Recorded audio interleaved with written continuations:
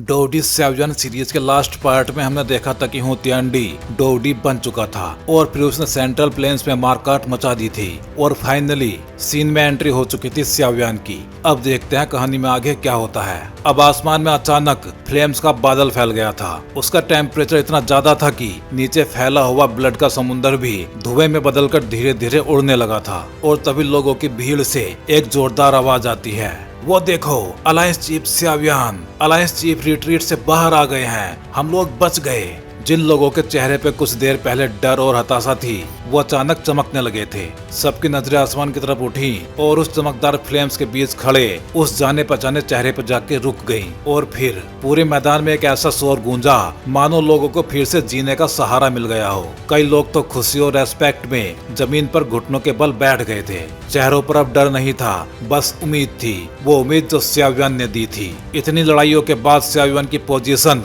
Alliance के हर इंसान के दिल में ऐसी हो चुकी थी जिसे कोई चैलेंज नहीं कर सकता था। हाँ, एज और एक्सपीरियंस में वो शायद दूसरों से छोटा था, लेकिन हर कोई जानता था कि यही कंधे पूरी अलायंस का बोझ उठाए हुए थे। लोगों के लिए सैवियन अब सिर्फ एक इंसान नहीं रहा था, वो एक भरोसा था, एक ऐसा सहारा जो कभी गिर नहीं सकता। और ये क्रेजी डिवोशन सैवियन के लिए आग की तरह फैलने लगा था। यहाँ तक कि जो लोग स्काई मैंशन अलायंस का हिस्सा भी नहीं थे, उनके दिलों में भी वही एक्साइटमेंट और वही उम्मीद थी। क्योंकि जब पूरी दुनिया अंधेरे में डूब रही हो तो एक छोटी सी उम्मीद भी सबका सहारा बन जाती है। और इस टाइम वो उम्मीद था सैवियन। फिर आसमान में फ्लेम्स का एक पर्दा फैल गया। वो पर्दा धीरे धीरे चारों तरफ फैलने लगा और वहाँ पे मौजूद लाखों लोग उसकी गर्मी में घिर गए। जैसे जैसे फ्लेम्स का वो कर्टन फैल रहा था, उसके बीच खड़ा इंसान और भी साफ साफ दिखाई देने लगा था। आखिरकार फ्लेम्स की रोशनी धीरे धीरे कम हुई और सबकी आंखों के सामने एक काले कपड़ों में लिपटा हुआ शख्स हवा में खड़ा नजर आया।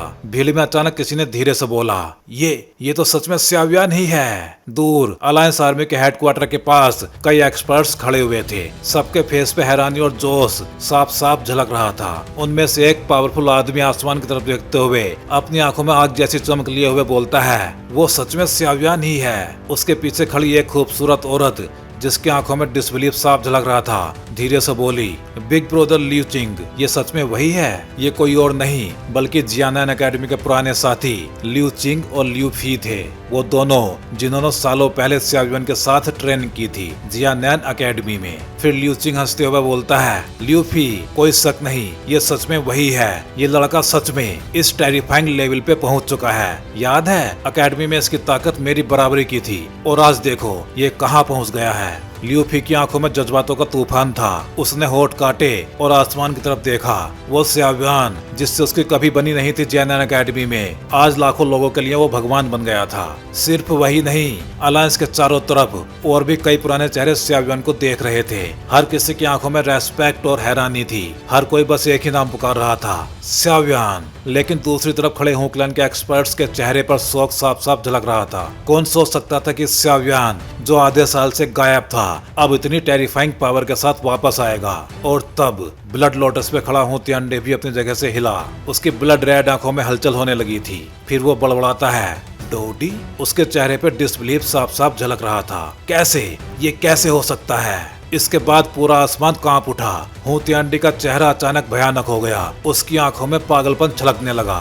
उसकी आवाज अब सिर्फ एक बड़बड़ाहट नहीं थी बल्कि वो अब एक दहाड़ में बदल गई थी। अब वो गला फाड़ के चिल्ला रहा था, कैसे? ये कैसे हो सकता है? हुतियांडी पागल सा दिखाई देने लगा था। उसने अपनी जिंदगी, अपनी ताकत और न जाने कितना कुछ कुर्बान किया था सिर्फ इस लेवल तक पहुंचने के लिए। और आज जब वो फाइनली डोडी बन चुका था तब उसे पता चलता है कि कोई और भी उसी लेवल पे पहुंच चुका है, और वो भी वही बंदा जिसे वो साल भर पहले आसानी से कुचल सकता था। ये सब सोच के वो बेकाबू सा होता जा रहा था। लेकिन तभी आसमान में फैली फ्लेम्स इधर उधर होने लगी थी और फिर उनके बीच में से एक काले कपड़ों में लिपटा लड़का धीरे धीरे सामने आया। वो था सैवियन। उसकी आंखें सीधी हुतियांडी पर टिक गईं और होठों पे एक हल्की सी मुस्कान आ गई। उसकी गहरी काली आंखों में अब एक अलग ही चमक थी। उसके माथे पे एक चमकदार फायर सील जल रही थी। वो सील कई रंगों से बनी हुई थी और उससे निकलने वाली एनर्जी इतनी पावरफुल थी कि धरती के अंदर मौजूद मैग्मा तक उबलने लगा था। लेकिन सैवियन बस शांति से आसमान में खड़ा हुआ था। उसकी बॉडी पे डोलची की कोई भी वेव तक महसूस नहीं हो रही थी, मानो वो एक नॉर्मल सा इंसान हो। लेकिन रियल एक्सपर्ट्स जानते थे कि उस पतली सी बॉडी में कितनी ज्यादा पावर छिपी हुई है। वो पावर पूरी दुनिया को मिटा सकती है। xiaoyan को देख के होतियांडी की आंखें सिकुड़ गई। फिर वो कांपती हुई आवाज में बोलता है, तुम्हारी बॉडी से तो उसी एंशिएंट गॉड की खुशबू आ रही है। होतियांडी, आखिर वो कोई नॉर्मल इंसान तो था नहीं। पहले तो वो शॉक्ड हो गया था, लेकिन फिर उसकी ब्लड रेड आंखों में उठी हलचल धीरे धीरे शांत हो गई। अब वो सीरियस दिखाई देने लगा था। फिर वो xiaoyan को घूरते हुए गुस्से में बोलता है, तो ये सब एंशिएंट गॉड की इनहेरिटेंस की वजह से है। ये सुनकर xiaoyan मुस्कुराते हुए बोलता है, मैं तो बस लकी था जो एंशिएंट गॉड की इनहेरिटेंस मुझे मिल गई। ये सुन के होतियांडी की आंखों में पागलपन फिर से दिखाई देने लगा था। फिर वो चिल्ला के बोलता है, डैम निहिलेटेड डेवरिंग फ्लेम। लेकिन xiaoyan ने बस एक नजर उसकी तरफ डाली और फिर अपनी नजरें उस ब्रोकन बैटलफील्ड पे घुमाई। फिर अचानक उसने अपना हाथ बढ़ाया और फिर आसमान से एक तेज लाइट नीचे गिरने लगी। वो लाइट जाकर गिरी जो कुन पे, जिसे अभी अभी होतियांडी ने लात मार के नीचे पटक दिया था। अब उसकी बॉडी की सीरियस इंजरीज भी हील होने लगी थी। कुछ ही पल में वो बड़ा सा ड्रैगन सिकुड़कर इंसानी रूप में आ गया था। जोकुन का चेहरा अभी भी थोड़ा सा फीका था, लेकिन फिर भी उसने एक मुस्कान के साथ बोला, आखिरकार तुम बाहर आ ही गए xiaoyan। अगर तुम थोड़ी और देर करते तो शायद यहाँ पे कोई भी उस डेविल से बच नहीं पाता। ये सुनकर xiaoyan उससे बोलता है, एल्डर जोकुन, अब आप कुछ देर आराम करिए। जोकुन ने उसकी बात सुनी। ये सुनकर जोकुन के दिल से एक ऐसा बोझ उतर गया था जैसे मानो उसने इस पूरे वर्ल्ड को ही दबा रखा था। xiaoyan की आवाज नॉर्मल थी, लेकिन उसके भीतर छिपी डोबची की पावर इतनी ज्यादा थी कि जोकुन को भी अपना सिर झुकाना पड़ गया। फिर वो अपना सिर हिलाता है और बोलता है, ठीक है, हम हुकलैंड की आर्मी को रोक के रखेंगे, लेकिन होतियांडी, उसका सामना सिर्फ तुम ही कर सकते हो, क्योंकि डोवडी का मुकाबला सिर्फ एक डोवडी ही कर सकता है। तो भाई लोग, आगे बढ़ने से पहले वीडियो को लाइक और चैनल को सब्सक्राइब जरूर करना। फिर xiaoyan नीचे देखता है जहां अलायंस आर्मी पूरी तरह से घायल और बिखरी हुई थी। ये देख के वो थोड़ा सा गुस्से में बोलता है, होतियांडी, कितना रूथलेस है तू। सिर्फ अपने डी टायर एम्ब्रोनिक पिल के लिए तूने इतना बड़ा नरसंहार कर दिया। फिर होतियांडी एक हंसी के साथ बोलता है, विनर ही किंग कहलाता है, प्रोसेस से कोई फर्क नहीं पड़ता।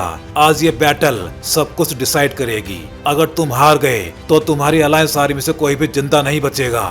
ये सुनकर xiaoyan के एक्सप्रेशंस भी सीरियस हो गए थे। फिर वो बोलता है, और अगर तू हार गया तो तेरा पूरा हु क्लैन मिटा दिया जाएगा। मैं तेरे क्लैन का नाम तक इस धरती से मिटा दूंगा। ये सिर्फ बदले की बात नहीं थी, ये xiaoyan का सालों पुराना हिसाब था हु क्लैन से, और आज उसे मौका मिला था तो रहम की कोई भी गुंजाइश थी ही नहीं। ये सुन के होतियांडी और जोर से हंसते हुए बोलता है, बहुत बढ़िया, आज देखते हैं कि मेरा हु क्लैन खत्म होता है या फिर तेरी अलायंस आर्मी। इतना कहते ही उसकी बॉडी से पावरफुल डोची बाहर निकलने लगी थी और फिर वो डोची ब्लड का एक सी बन गया था। उससे निकलने वाली एनर्जी इतनी ज्यादा भयानक थी कि आसमान भी कांपने लगा था। फिर होतियांडी चिल्ला के बोलता है, हु क्लैन के सभी होल मेंबर्स 5000 किलोमीटर पीछे हट जाओ। हु क्लैन के एक्सपर्ट्स तुरंत पीछे हट गए थे, क्योंकि हर कोई जानता था कि दो डोवडी के बीच की लड़ाई पूरी दुनिया को नष्ट कर सकती है। अगर कोई इसमें फंस गया तो चाहे वो डोवसैंग ही क्यों ना हो, बच नहीं पाएगा। अब सबकी नजरें बस दो लोगों पे टिकी थी। एक तरफ था xiaoyan और दूसरी तरफ था होतियांडी। उनकी ये टक्कर ही तय करेगी आज किसका नाम मिटेगा, अलायंस का या फिर हु क्लैन का। और तभी होतियांडी की आवाज आसमान में गूंजी, xiaoyan, आज वो दिन है जब मैं भगवान बनूंगा, इसलिए तू पूरी कोशिश करना जिससे मुझे एक मजेदार फाइट करने को मिले। फिर होतियांडी की आंखों में खून जैसी डोची दिखाई देने लगी थी। वो खून के समंदर के बीच खड़ा था। उसकी आंखों में घमंड और पागलपन दोनों झलक रहे थे। हाँ, वो रूथलेस था, पर साथ ही बहुत ज्यादा पावरफुल और घमंडी भी था। और आज ये लड़ाई सिर्फ एक चीज तय करेगी, कौन जिंदा रहेगा और कौन मारा जाएगा। xiaoyan की आंखों में भी हल्की सी चमक आई। फिर वो गहरी सांस लेते हुए धीरे से बोलता है, होतियांडी, मैं भी अंत तक तेरा साथ दूंगा। ये लड़ाई कोई नॉर्मल लड़ाई नहीं थी। ये फाइट पूरे डोची कॉन्टिनेंट की 10,000 साल की सबसे बड़ी टक्कर बनने वाली थी। इतनी बड़ी कि आने वाली पीढ़ियां भी इसका जिक्र करेंगी। धरती पर खड़े सभी लोग अपनी सांसें थाम चुके थे, क्योंकि आसमान मानो खाली हो गया था। दोनों ने अब तक हमला नहीं किया था, लेकिन सिर्फ उनका ऑरा ही सभी के दिलों पे पहाड़ के जैसा प्रेशर क्रिएट कर रहा था। फिर आसमान गूंज उठा, खून का समंदर हवा में छा गया। होतियांडी की रेड आंखों में अब ब्लड दिखाई देने लगा था। फिर उसने जमीन पर एक कदम बढ़ाया और उसके बाद पूरा आसमान कांप सा गया। ब्लड का वो सी पागलों की तरह उबल पड़ा और फिर बदल गया एक लाखों फीट ऊंची खून की लहर में, और वो लहर सीधा स्याव्यान की तरफ जाती है। वो लहर इतनी बड़ी थी कि उसके सामने स्याव्यान एक चींटी जैसा लग रहा था। उस लहर की एनर्जी इतनी डरावनी थी कि अगर कोई 9 स्टार डोसेंग भी उसके सामने होता तो उसकी बॉडी और सोल दोनों ही फूट के बिखर जाते। लेकिन स्याव्यान की आंखों में कोई भी डर नहीं था। उसकी आंखों की चमक और तेज हो गई थी। वो सीधा उस ब्लड की लहर को देख रहा था और फिर वो धीरे से बोलता है, फ्लेम कम। उसकी आवाज बहुत ही सॉफ्ट थी, लेकिन जैसे ही वो गूंजी वैसे ही जमीन कांप उठी। धरती में फटके एक बड़ी सी दरार बन गई और उस दरार से निकलता हुआ लाल गरम लावा आसमान की ओर फव्वारे की तरह फूट पड़ा। वो मैग्मा ऊपर जाके एक बड़ी सी फ्लेम की लहर में बदल गया, जो सीधे हूतियांडी की ब्लड वेव से टकराई। इन दोनों पावरफुल अटैक्स के टकराते ही आसमान थर्रा गया था। सेंट्रल प्लेन्स के ऊपर ब्लड और मैग्मा की बारिश तूफान की तरह बरसने लगी थी। पूरी धरती ब्लड और फ्लेम से घिर गई थी। हूतियांडी ये सब देख के परेशान नहीं हुआ था। आखिर वो जानता था कि अगर किसी एलाइड डोडी को इतनी आसानी से हराया जा सकता तो वो हजारों साल तक इस ताकत का पीछा क्यों करता। लेकिन अब वो सीरियस हो गया था, क्योंकि स्याव्यान ने उसके अटैक को इतनी आसानी से जो रोक लिया था, ये साबित करता था कि स्याव्यान सच में एक एलाइड डोडी बन गया है। फिर हूतियांडी उस ब्लड लोटस पे खड़े होकर चिल्लाता है, blood demon heart eroding lightning. फिर उसकी उंगली आसमान में फैले ब्लड क्लाउड की तरफ उठती है। फिर वो क्लाउड्स अचानक जोर से हिलते हैं, मानो कोई बहुत बड़ा दिल धड़क रहा हो। फिर वो ब्लड का क्लाउड तेजी से सिकुड़ने लगता है और सीधा हूतियांडी की बॉडी में समा जाता है। जैसे जैसे वो ब्लड क्लाउड सिकुड़ रहा था वैसे वैसे वो पूरा स्पेस ही क्रम्बल होने लगा था। आसमान में ब्लैक क्रैक्स बिजली की तरह फैलने लगे थे और अगले ही पल वो ब्लड क्लाउड फट पड़ा। आसमान से पहाड़ जैसी बड़ी ब्लड लाइटनिंग बरसने लगी थी। वो पागलों की तरह स्याव्यान की ओर जा रही थी। हर एक लाइटनिंग इतनी पावरफुल थी कि अगर वो गुयुआन जैसे एक्सपर्ट्स पर गिर जाती तो उसकी आत्मा तक टूट के बिखर जाती। इसको देख के स्याव्यान भी सीरियस दिखाई दे रहा था, क्योंकि ये लाइटनिंग सिर्फ एनर्जी नहीं थी, उसको इसके अंदर एक बहुत बुरा ऑरा भी फील हो रहा था। अगर ये किसी की बॉडी में घुस जाए तो वो सीधा उसके दिमाग को फोड़ के उसको खत्म भी कर सकती है।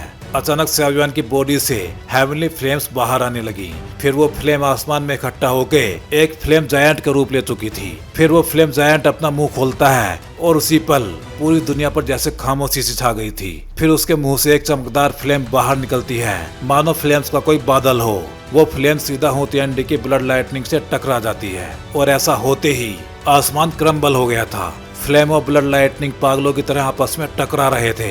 एनर्जी की ये टक्कर इतनी ज्यादा भयानक थी कि जमीन भी जगह जगह से फटने लगी थी। धरती हिल रही थी। सेंट्रल प्लेन्स मानो किसी पिंडे से गुजर रहा था। नीचे खड़े सभी एक्सपर्ट्स की सांसें थम गई थी। हर किसी की नजरें बस आसमान पर टिकी हुई थी। वो जानते थे इन दोनों में से किसी का भी वार अगर अलायंस के हेडक्वार्टर पर गिर गया तो हजारों लोग उसी पल राख में बदल जाएंगे। इसी दौरान गुयुआन और ली यिंग खड़े होकर इस लड़ाई को देख रहे थे।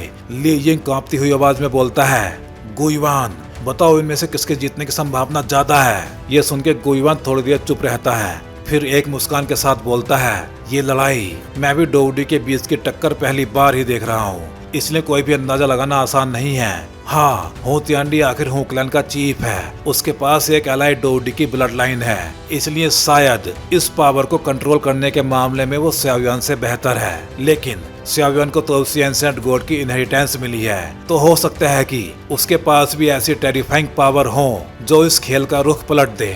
ली यिंग और बाकी सभी ने ये सुना और बस एक मुस्कान के साथ अपना सर हिला दिया, क्योंकि वो सब जानते थे कि इतनी बड़ी लड़ाई में वो कुछ भी नहीं कर सकते थे।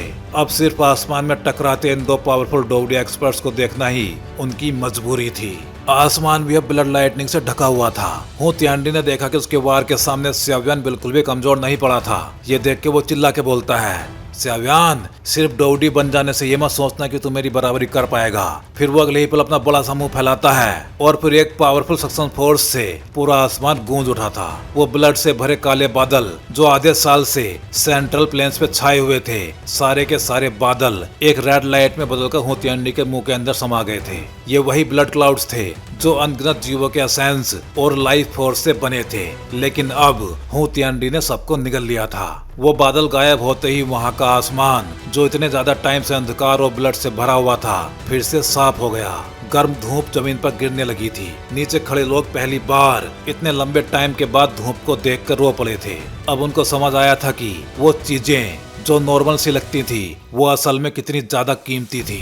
लेकिन अब किसी के पास भी जश्न मनाने का टाइम नहीं था, क्योंकि सब जानते थे कि डोची कॉन्टिनेंट की किस्मत तय करने वाली लड़ाई अभी तो बस शुरू ही हुई है। अब हुतियांडी की बॉडी अचानक से फूलने लगी थी। फिर कुछ ही पलों में वो 1 लाख फीट ऊंचा ब्लड जायंट बन चुका था।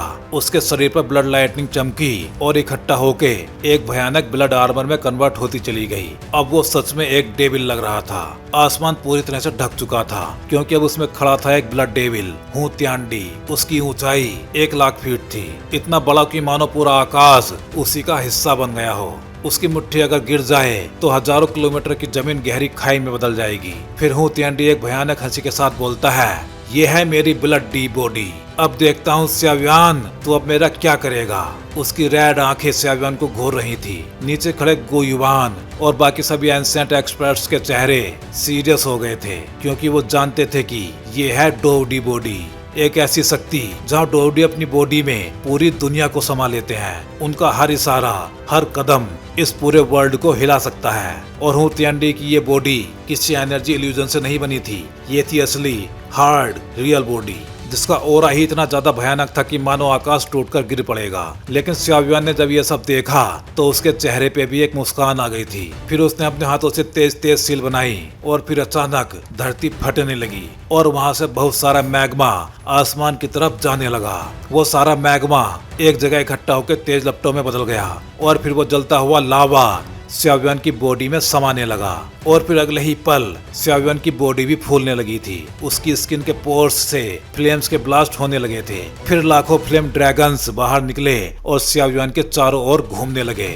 आकाश में खड़ा श्याव्यान अब किसी इंसान के जैसा नहीं लग रहा था। वो बन चुका था एक फ्लेम गॉड, जो ब्लड डेविल हुतियांडी से टक्कर लेने के लिए एकदम तैयार था। जब हुतियांडी ने श्याव्यान के चारों ओर घूमते हुए फ्लेम से बने अनिद्रा ड्रैगन्स देखे तो वो थोड़ा सा चौंक गया था। लेकिन अगले ही पल वो हंसते हुए बोलता है, लगता है तुझमें भी थोड़ी बहुत पावर मौजूद है। अब देखते हैं मेरी ब्लड डी बॉडी ज्यादा मजबूत है या फिर तेरी फ्लेम डी बॉडी।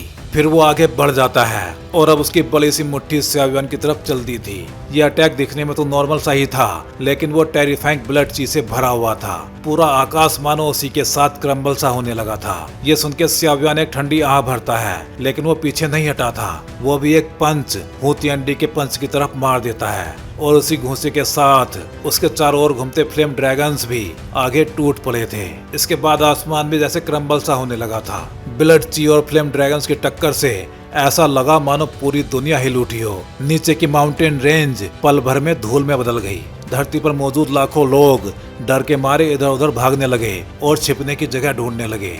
गोइवान और बाकी सभी एक्सपर्ट्स घबराकर चिल्लाते हैं, सावधान रहो। उन्होंने अपनी पूरी ताकत लगाकर डिफेंसिव बैरियर बना लिया था। फिर उस बैरियर ने श्याव्यान के पहले से बने फ्लेम बैरियर के साथ मिलके किसी तरह उस पावरफुल शॉक वेव को रोक लिया था। लेकिन आसमान में श्याव्यान और हुतियांडी के वो लाखों फीट ऊंचे शरीर, इस टक्कर से दोनों की बॉडी कुछ पीछे हट गई थी और उनके हर कदम पर 1000 फीट की जगह ब्लैक वॉइड में बदल जाती थी, मानो आकाश ही टूटकर टुकड़े टुकड़े हो रहा हो। दोनों की बड़ी सी बॉडी, 1 लाख फीट ऊंचा ब्लड डी बॉडी और जलते हुए ड्रैगनों से घिरा फ्लेम डी बॉडी टकराए, पीछे हटे, लेकिन अगले ही पल फिर से आगे बढ़ गए। ये लड़ाई थी दो पावरफुल बॉडीज की, रॉ पावर की लड़ाई।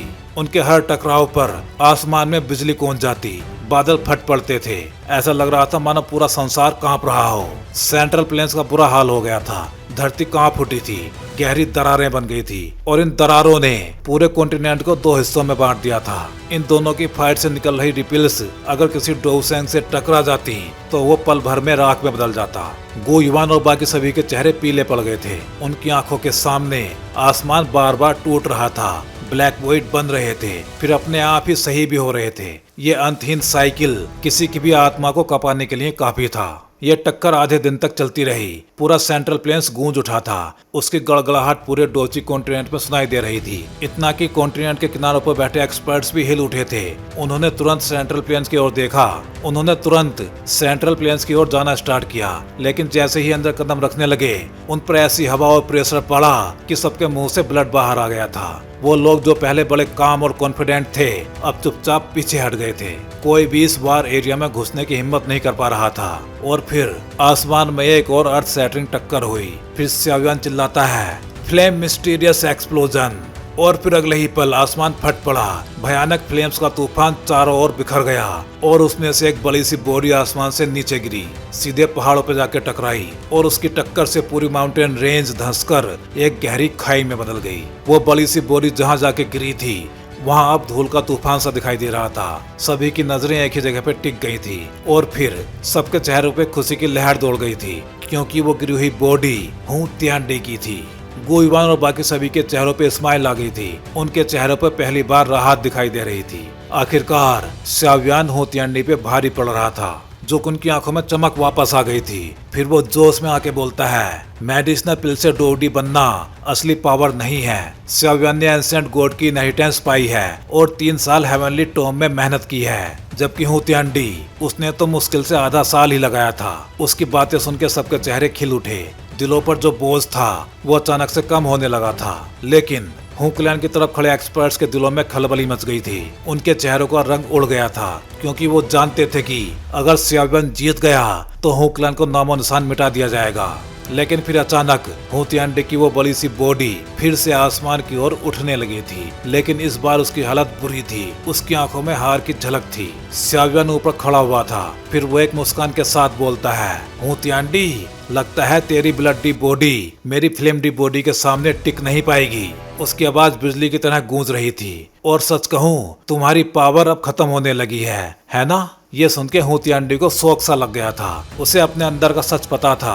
हर टकराव ने साबित कर दिया था कि उसकी शक्ति भले ही भयानक हो, लेकिन उसका स्टेमिना, उसका ओरा xiaoyan के मुकाबले कहीं कम था, क्योंकि xiaoyan की डोवडी बॉडी बनी थी अनगिनत हेवनली फ्लेम्स से। उसकी पावर नेचुरल थी, जबकि हू तियांडी की ब्लडी बॉडी सिर्फ एक मेडिसिनल पिल की वजह से बनी थी। और अगर ये लड़ाई ऐसे ही चलती रही तो आखिर में हू तियांडी हार जाएगा। वो जानता था कि उसकी हार तय है। हू तियांडी की आंखों में पागलपन छलक रहा था।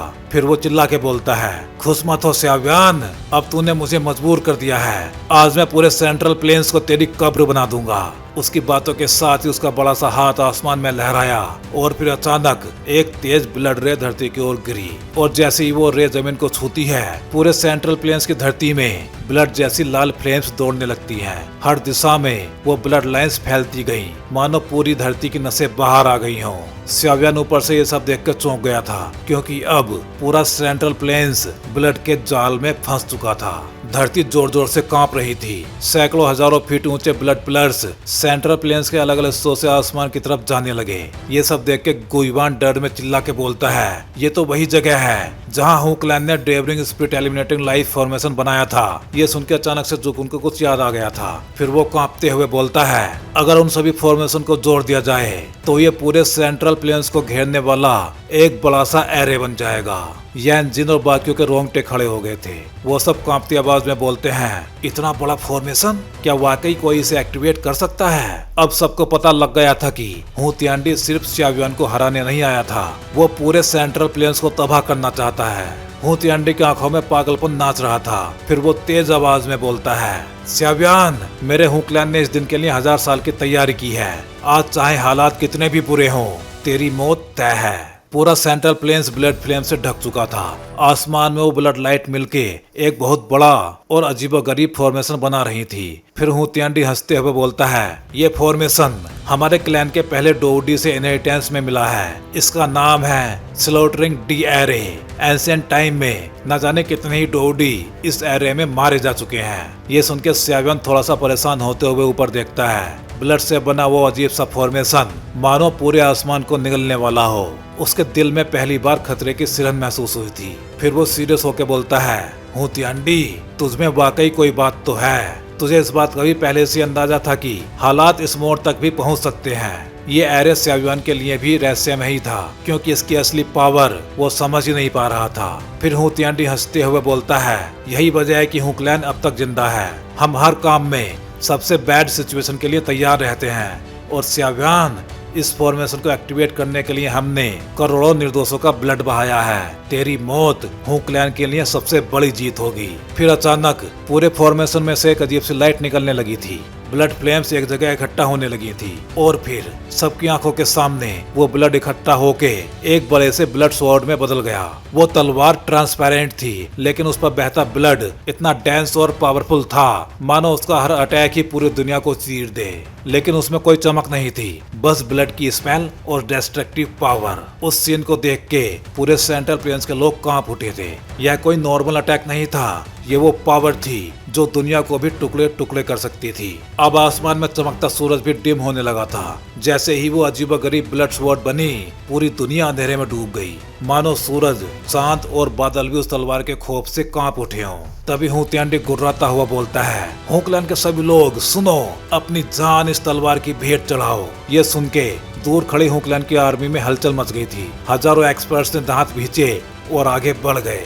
फिर हू तियांडी के देखते ही उनके सिर धड़ से अलग हो गए, खून की बौछारें उड़ी, शरीर सूखकर राख में बदल गए और हवा में बिखर गए। फिर वो सारा ब्लड समा गया उस ब्लड स्वॉर्ड में। अब वो तलवार और भी ज्यादा रियल और ज्यादा डरावनी लगने लगी थी। फिर हू तियांडी चिल्ला के बोलता है, श्याव्यान, अब सब कुछ खत्म हो चुका है। फिर हू तियांडी ने अपना सेंस ब्लड बाहर थूका और वो ब्लड सीधे उस तलवार पर जाके गिरा और फिर तुरंत ही उस तलवार से भयानक आवाज निकलने लगी थी, मानो दुनिया की आत्माओं को विलाप गूंज रहा हो। इस तलवार को देख के श्याव्यान भी कांप गया था, क्योंकि उसको सेंस हो रहा था कि ये तलवार उसके लिए सच में ही एक खतरा है। सारा मैदान खामोश हो गया था। लाखों लोग आसमान में उस सीन को देख रहे थे।